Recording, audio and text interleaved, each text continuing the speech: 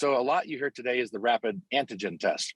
And the antigen test, it's looking for a response in your system from the virus.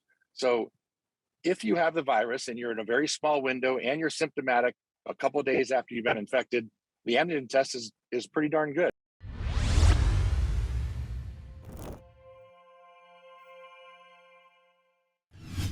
It can pick up the antigens in your system to give you a positive test on it. Where the antigen's bad is if you're asymptomatic, you have no symptoms, and you have COVID. At the time, we did a study with the CDC. That test was under 35% accurate. So no symptoms, but you're positive, and you take this rapid antigen test, and it's right 3 out of 10 times. So at surface level, that sounds terrible, but it's better than doing nothing. So back to my whole do something.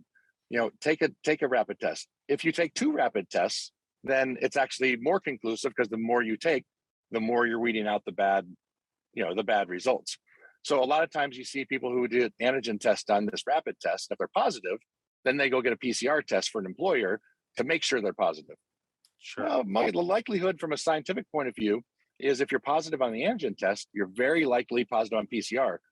Where we need to check is who is negative on the antigen test and double check with PCR. But there's no clear definition on that. There's no clear information on it. So still, PCR testing, hands above. If you want to find out has an active infection, get a PCR test. But some of these rapid tests definitely have a place in the workforce and getting us back to some sort of normalcy. But it's going to be a conjunction of multiple tests probably to help you out.